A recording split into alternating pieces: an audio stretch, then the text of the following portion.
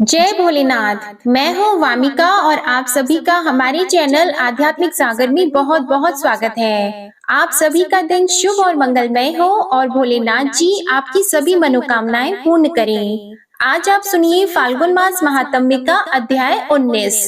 श्री मार्कंडेय जी कहते हैं, नर्मदा के उत्तर अनंतपुर नामक एक स्थान है जहाँ सब पापों का हरण करने वाला अनंत सिद्धि नामक लिंग है। उस अनंतपुर में ही वैश्रवण तीर्थ, कौबेर तीर्थ, घनग्ध तीर्थ, मणिभद्र तीर्थ और यज्ञ तीर्थ हैं, जो परम पवित्र, सर्वलोक प्रसिद्ध, मनोवांछित फल देने वाले तथा मोक्षदायक हैं। वहीं ऋषियों के पवित्र आश्रम भी हैं, जो सर्वदेवमय एवं शुभ हैं। वहाँ सावर्णी, कौशिक, अघर्मषण, शाकल्य, कुशाकर्ण्य, शरभंग, अग्निगर्भ ये तथा और भी बहुत से उत्तम व्रत का पालन करने वाले महर्षि रहे थे, जो तपस्या करके इस नर्मदा तीर्थ के महात्म्य से स्वर्गलोक को प्राप्त हुए हैं। ऋषियों में श्रेष्ठ वाल्मीकि जी ने भी इसी तीर्थ के प्रभाव से ब्रह्म तेज से संपन्न शरीर प्राप्त किया था।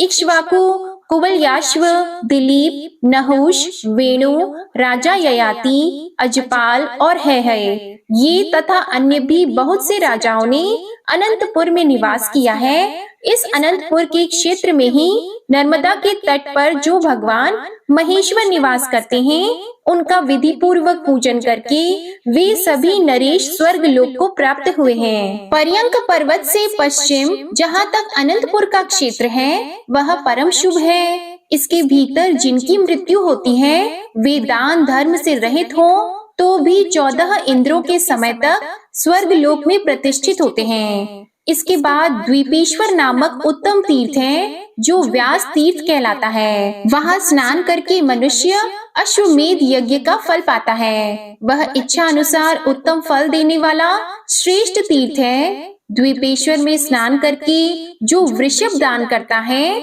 वह स्वर्णमय विमान से स्वर्ग लोक में जाता है। जो मनुष्य कार्तिक के कृष्ण पक्ष की चतुर्दशी तिथि को उपवास करके इंद्रियों को संयम में रखते हुए वहाँ भगवान शिव को स्नान कराता है, वह सब पापों से मुक्त होकर रुद्र लोक में सम्मानित होता है। ब्रह्मा आदि संपूर्ण देवता और तपोधन ऋषि व्यास तीर्थ में जाकर भावितात्मा भगवान शंकर की स्तुति करते हैं। दूसरे भी जो सिद्ध, गंधर्व, किन्नर और नाग आदि हैं, वे नाना प्रकार के स्तोत्रों से भगवान शंकर की स्तुति करते हुए कहते हैं कि जिनके हाथ में शक्ति है, जिनके समान शक्तिशाली वीर दूसरा कोई नहीं है, वे समस्त देवताओं द्वारा आराधित और पूजित सुरश्रेष्ठ भगवान भूतनाथ, जिसको चाहे ऊंचा उठा सकते हैं और जिसे चाहे अवनति में डाल सकते हैं, जिनके एक बाण से त्रिपुर भस्म कर दिया गया,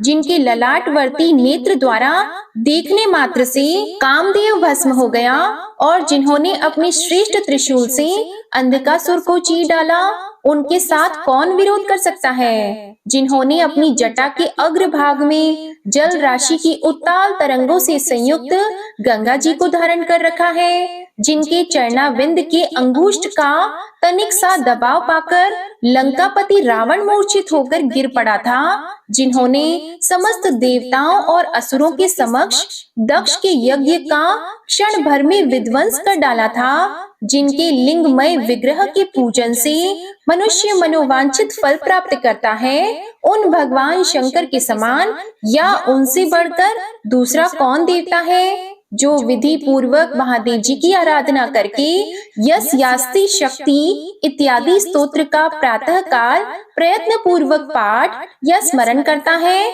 वह भगवान शंकर का पार्षद होता है। जो इस स्तोत्र का महादेव जी के पास पाठ करता है, उसके ऊपर व्यासेश्वर शिव तथा नर्मदा नदी दोनों ही प्रसन्न होते हैं। इसके बाद उत्तम व्रत का पालन करने वाले मुनियों तथा व्यास जी ने नर्मदा तट पर पितरों का श्राद्ध किया और यहाँ श्राद्ध करने से पितृगण 12 वर्षों तक तृप्त रहते हैं। श्री मार्कंडेय जी कहते हैं, राजन, व्यास तीर्थ के अतिरिक्त एक दूसरा परम पुण्यमय तीर्थ है जो सब पापों का नाश करने वाला है। वहाँ अश्वमेध यज्ञ से प्रकट हुई वरांगना नदी बहती है। वहाँ नर्मदा और वरांगना के संगम में स्नान करने से अश्वमेध यज्ञ का फल मिलता है। स्त्री हो या पुरुष, सभी वहाँ स्नान करने से रोग मुक्त हो जाते हैं। त्रिपुरारी के पूर्व भाग में दक्षिण दिशा की ओर सब लोगों पर अनुग्रह करने के लिए भगवान शंकर विराजमान हैं। अतः विद्वान पुरुष उसे शिव क्षेत्र कहते हैं। सूर्य ग्रहण के समय इस शिव क्षेत्र को कुरुक्षेत्र के समान बताया गया है। कुरुक्षेत्र में 85 तीर्थ है और यहाँ भी उतने ही हैं। इस क्षेत्र में देवेश्वर भगवान मधुसूदन भी उत्पलावर्त नाम से निवास करते हैं, जिनके सहस्त्रों मस्तक हैं। भगवान श्री हरि, महादेव जी और तीसरी नर्मदा नदी, ये तीनों इस क्षेत्र के परम आराध्य देवता हैं। राजन, इंद्र आदि देवता भी नर्मदा नदी की महिमा का क्या वर्णन कर सकते हैं। वहाँ स्नान करने से तो मनुष्य का फिर इस संसार में जन्म नहीं होता। उक्त स्थान में देव देव महादेव के पूजन से मनुष्य गणपति पद को प्राप्त होता है। उस तीर्थ में प्रकट हुए शंख चक्र गदाधारी भगवान विष्णु की ब्रह्मा, इंद्र आदि देवताओं द्वारा उपासना की जाती है और श्री विष्णु के क्षेत्र में मृत्यु को प्राप्त हुए कीट पतंग आदि भी हरि धाम को चले जाते हैं।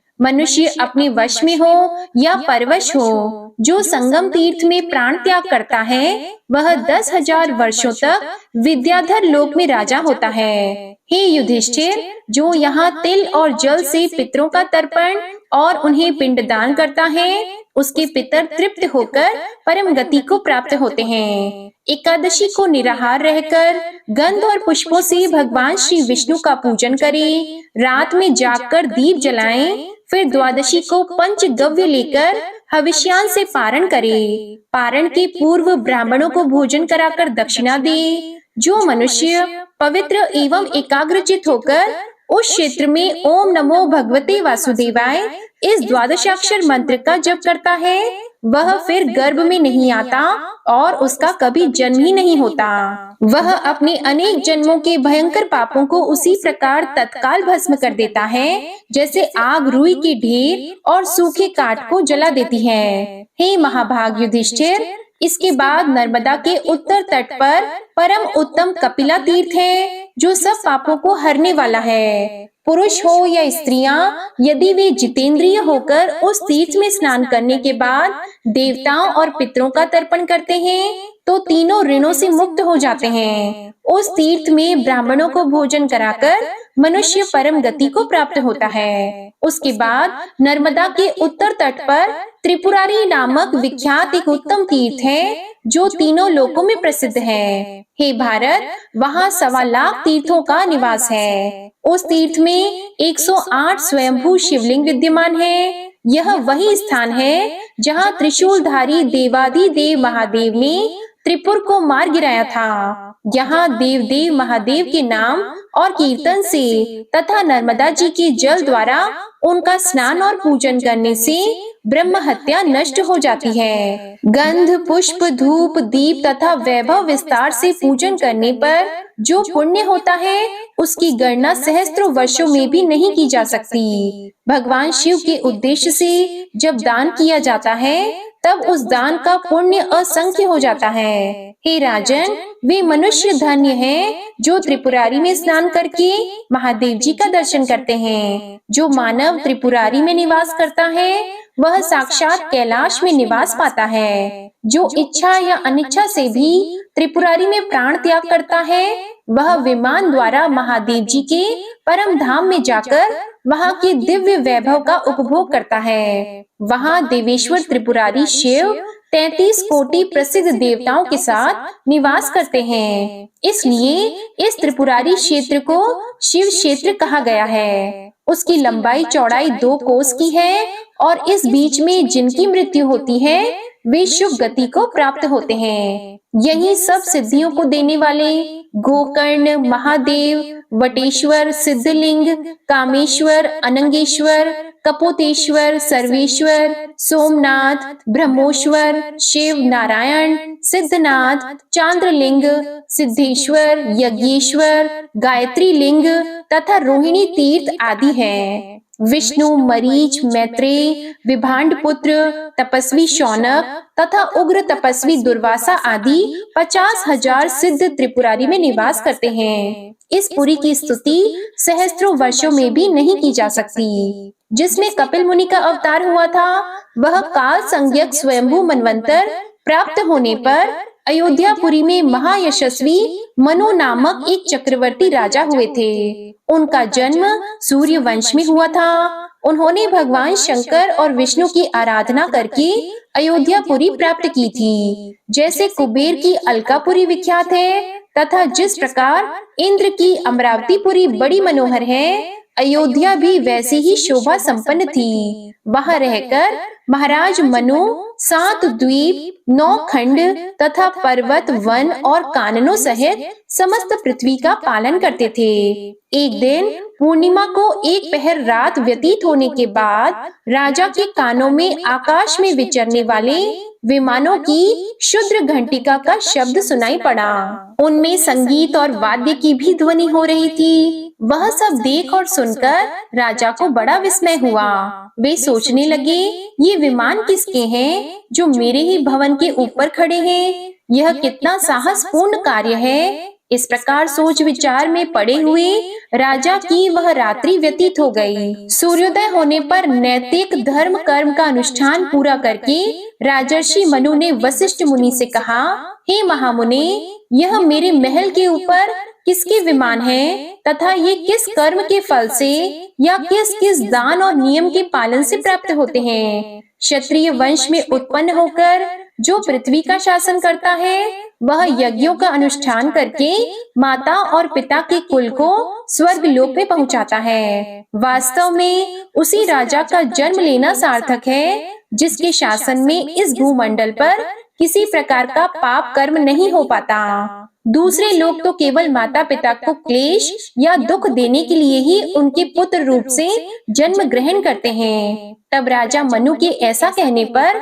वशिष्ठ जी बोले, हे महाभाग, पुराण और वेदों से बाहर जो कर्म किया जाता है उसकी साधु पुरुष प्रशंसा नहीं करते, क्योंकि उसके द्वारा धर्म की हानि होती है। नर्मदा नदी के तट पर त्रिपुरारी नाम से विख्यात एक तीर्थ है। वहाँ जिन लोगों ने यज्ञ, दान और होम आदि सत्कर्म किए हैं, उन्हीं के विमान महलों के ऊपर खड़े थे। महाराज, एकमात्र नर्मदा देवी ही ऐसी हैं जिन्होंने समस्त पापियों और दुराचारियों को स्वर्ग लोक में पहुंचाया है। संसार समुद्र में डूबे हुए पाप से दूषित चित्त वाले जीवों को भी स्वर्ग लोक में पहुंचाने के लिए यह नर्मदा नदी दिव्य विमान स्वरूप है। महाभाग, ब्रह्मा, विष्णु और महादेव जी को छोड़कर दूसरा कोई एक मुख वाला पुरुष नर्मदा नदी के पुण्यों का वर्णन नहीं कर सकता।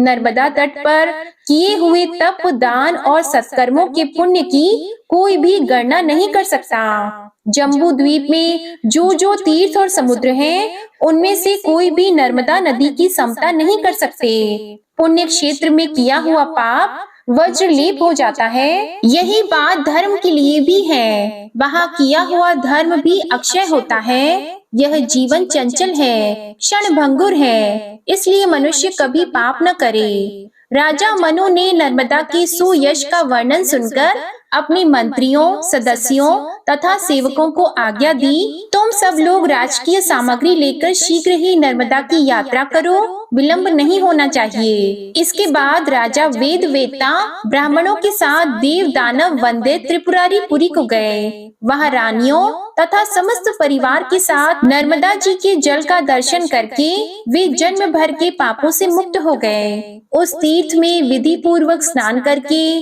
देवताओं और पितरों का तर्पण करने के बाद राजा ने चंदन और पुष्प आदि से महादेव जी की पूजा की और नर्मदा के तट पर 10 योजन का विशाल यज्ञ मंडप निर्माण कराया। उत्तम व्रत का पालन करने वाले, यज्ञ कर्म में कुशल, चारों विद्याओं के ज्ञाता तथा वेदज्ञ महर्षि एवं ब्राह्मण उस यज्ञ के लिए निमंत्रित किए गए। जैसे पुष्कर तीर्थ ब्रह्मा, विष्णु और शिव तीनों देवताओं का स्वरूप है, उसी प्रकार यह त्रिपुरी तीर्थ भी है। वहाँ राजा ने परम उत्तम अश्वमेध यज्ञ प्रारंभ किया।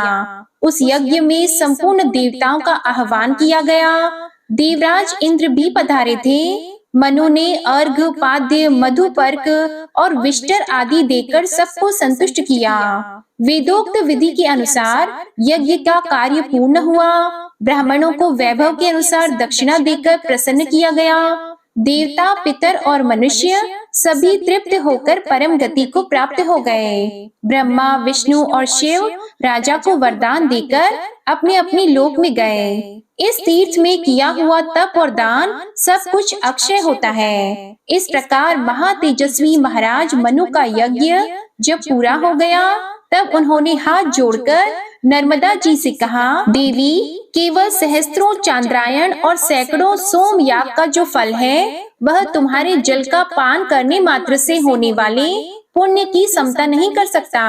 तुमने संपूर्ण जगत को तथा समस्त चराचर जीवों को व्याप्त कर रखा है। जैसे आग रुई के ढेर को जला देती है, उसी प्रकार तुम्हारा जल स्नान, अवगाहन, पान, स्मरण और कीर्तन करने से मनुष्य के अनेक जन्मों की पाप राशि को भस्म कर देता है। देवी, तुम पितरों के हित की कामना से स्वर्ग की सीढ़ी बनकर आई हो। चारों प्रकार के जीवों को स्वर्ग लोक में पहुँचाओ। नर्मदे, लोक में जो कोई भी नदियाँ और नाना प्रकार के तीर्थ हैं, उन सबकी जननी तुम ही हो। तुम पितरों का उद्धार करने वाली पराशक्ति हो। जैसे सूर्य और चंद्रमा का प्रभाव सब जीवों पर समान रूप से पड़ता है, जैसे बादल अन्न के पौधों और घासों पर समान रूप से जल की वर्षा करते हैं, उसी प्रकार तुम संपूर्ण विश्व पर समान रूप से स्नेह रखने वाली गौरवमयी माता हो। हे शुभे,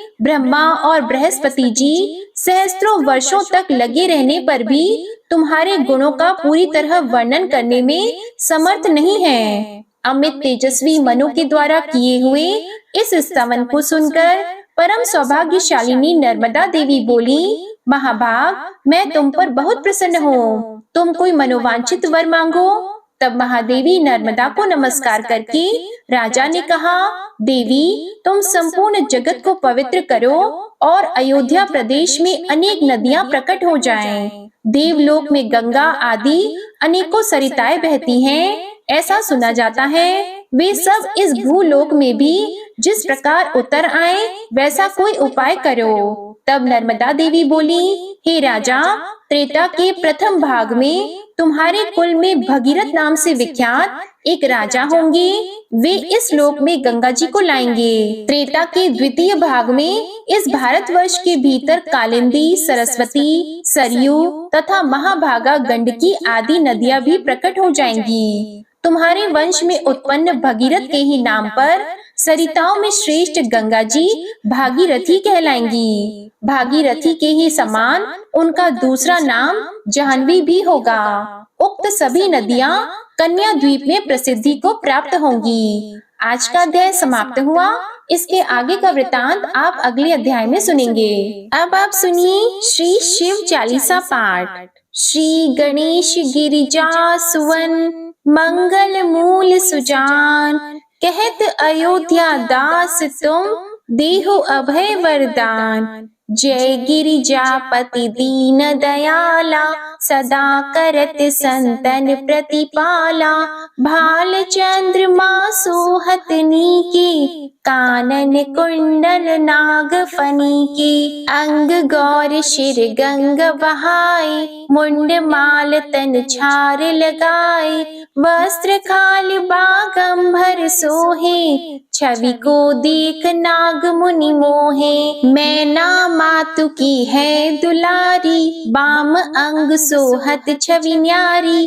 कर त्रिशूल सोहत छवि भारी, करत सदा शत्रु निशयकारी। नंदी गणेश सोहित कैसे, सागर मध्य कमल है जैसे। कार्तिक श्याम और गणराऊ, या छवि को कही जात न काऊ।